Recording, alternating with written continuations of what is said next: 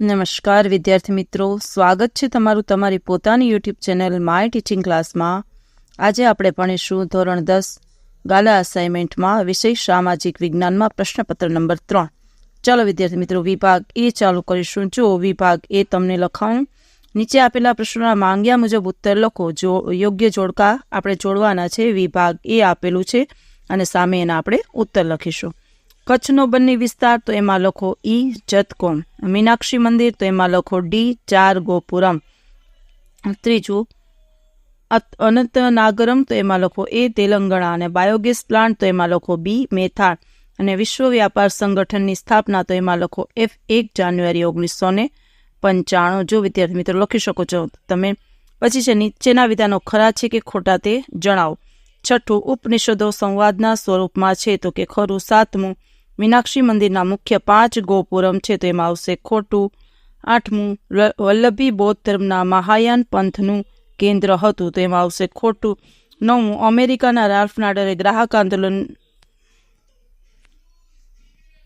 આંદોલનના જન્મદાતા કહેવાય છે તો એમાં આવશે ખોટું. અને 10મું ભારત વિશ્વની સૌથી મોટી લોકશાહી ધરાવતો દેશ છે તો એમાં આવશે ખરું. પછીનો જો યોગ્ય વિકલ્પ પસંદ કરી ખાલી જગ્યા પૂરો. 11મું કેન્દ્ર સરકારે મહત્વના ઐતિહાસિક સ્થળોને રાષ્ટ્રીય સ્મારકો તરીકે જાહેર કર્યા છે તો ખાલી જગ્યામાં આવશે ઐતિહાસિક. 12મું લાલભાઈ દલપતભાઈ સંગ્રહાલય અમદાવાદ ખાતે આવેલું છે. 13મું પૃષ્ઠીય જળના અવશેષોથી ભૂમિગત જળ પ્રાપ્ત થાય છે. 14મું બિહાર રાજ્યને કોસી યોજનાનો લાભ મળે છે. 15મું ગુજરાતમાં જૂનાગઢમાં ગિરનાર ખાતે પણ રજૂ માર્ગની કામગીરી ચાલુ થઈ છે. પછીનું છે નીચેના પ્રશ્નો માટે આપેલા વિકલ્પોમાંથી સાચો વિકલ્પ પસંદ કરી ઉત્તર લખો. 16મું નીચેનામાંથી કયું જોડકું ખોટું છે તે જણાવો તો એમાં આવશે બી મલાવ તળાવ ધોળકા.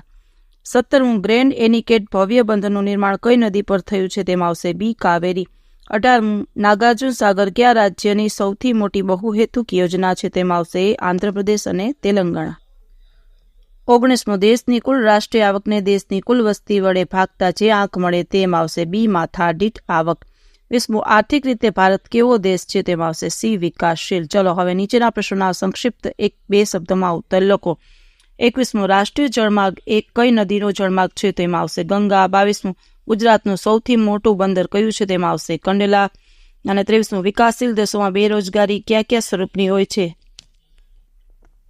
જો વિદ્યાર્થી મિત્રો 23મો પ્રશ્ન છે વિકાસશીલ દેશોમાં બેરોજગારી કયા સ્વરૂપની હોય છે તો જવાબ છે ભારતીય અર્થતંત્રમાં લખો 23નો જવાબ. વિકાસશીલ દેશોમાં ઋતુગત બેરોજગારી, ઘર્ષણજન્ય બેરોજગારી, માળખાગત બેરોજગારી, પ્રચ્છન્ન કે છુપી બેરોજગારી, ઔદ્યોગિક બેરોજગારી, શિક્ષિત બેરોજગારી વગેરે વિવિધ સ્વરૂપની બેરોજગારી જોવા મળે છે.